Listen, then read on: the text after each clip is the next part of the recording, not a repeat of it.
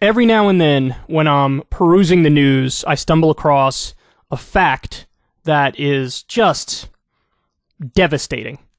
And I always am annoyed at the fact that you should have a mainstream media that like talks about this stuff like it matters, like it's serious, like it's breaking news, and like it's super important. But not only do they not do that, oftentimes they don't talk about this stuff at all.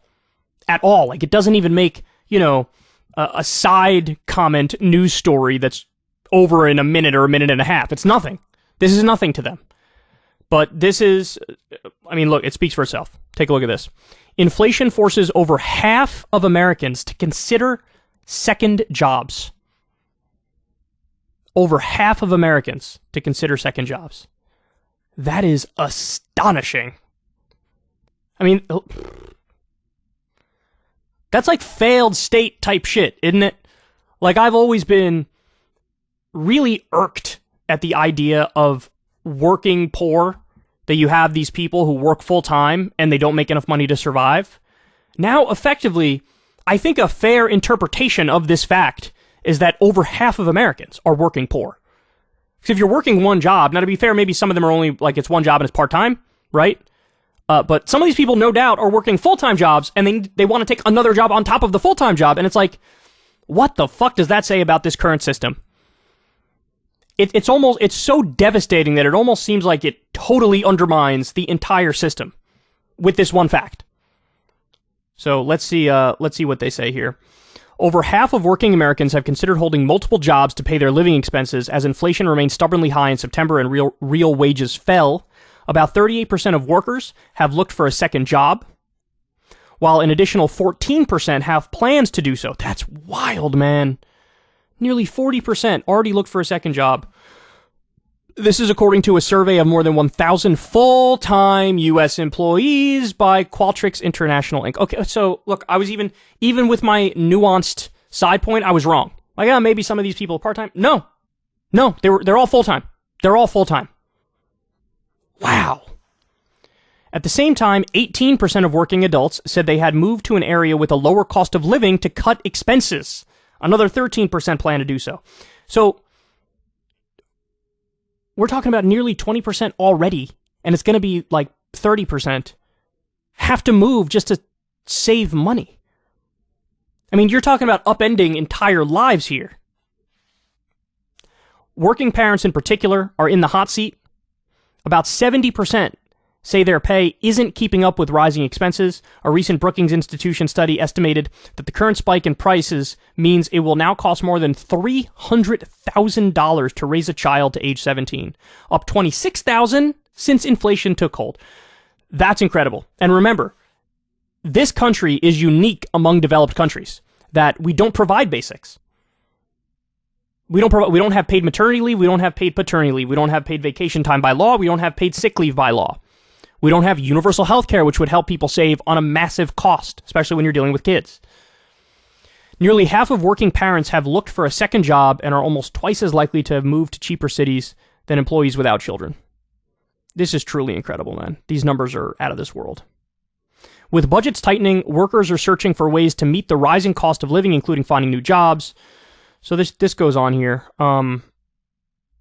Anyway, you guys get the gist of it. I'm telling you, man, every now and then you come across an economic fact that just blows your socks off. And you're like, what the fuck is this, bro? What is this? And nobody's talking about it. By the way, so how would you go about addressing inflation? What do you do? Well, the right-wing plan is, let's copy Liz Truss, the new UK Prime Minister who was in and out in 15 minutes because she tanked the fucking economy after implementing her agenda. So their answer is, cut taxes for the rich and deregulate. That's their answer. Now, that would only make things worse. It would make it worse. So what should the left response be? The answer is very simple. Windfall profits tax. We now know, based on a mountain of economic data, somewhere between 50% and 60% of inflation is actually just due to corporate profits and price gouging. Corporations took the mania and the hysteria around inflation to then turn around and jack up their prices knowing they could get away with it. That's what happened. And so you do a windfall profits tax, you get them to fall in line, you take that money and you give people some semblance of relief, and that's the solution. Now, that's the short-term solution. The long-term solution includes onshoring jobs, too, because some of the inflation is due to the supply chain being all messed up from the pandemic. That's why this is a global phenomenon. Well, if we're talking about onshoring jobs, under the Biden administration, we've onshored 350,000 of them. So we're going in the right direction on that front. But we got to go more on that front. You know, I'm a big proponent of whatever we can make here, we should make here, and it should be with good-paying union jobs. We should get back to what was called the golden age of economic expansion in this country. It was post-World War II. We were basically the only game in town. Europe was totally destroyed by World War II. We became a manufacturing powerhouse. And this was at a time when unionization rates were way higher. And it's not a coincidence that when we had higher union rates, we had a thriving middle class. So how do you fix a lot of these things? Higher minimum wage, the PRO Act, which is a phenomenal piece of pro-union legislation that would help tremendously. Windfall profits tax, take that money and redistribute it back to the people in the form of some semblance of relief. Onshore jobs by fixing the supply chain. These are the answers. These are the answers. And the fact that we've let it get to this point is a national disgrace. The fact it got here to begin with. And remember, even prior to inflation, there was a study that came out from the Rand Corporation, I want to say about 3 years ago, where we learned there effectively has been a $50 trillion heist by the top 1% against the bottom 90%. So if we just kept the economy, the income and wealth distribution similar to what it was in the post-World War II period, if we just kept it like that until today, every single American would have $1,000 more per month every month for the rest of their life. And it would actually be like 1,166 or something like that. That's roughly what the exact number was. That's how broken our system is. That's how corrupt our system is. And the reason why it's gotten so out of whack, of course, is because of the corporate influence in our politics, where big money has bought our politicians, and now they represent the corporations and the billionaires and not the people, and here we are. And now we get a new fact like this. Brand new fact like this. Even before the pandemic and before inflation, there were some polls that showed about 80% of Americans were living paycheck to paycheck. Now we're talking about over half need a second job and they already work full time. I'm telling you, man, the pitchforks are going to come out relatively soon. Unless we need this to get addressed ASAP.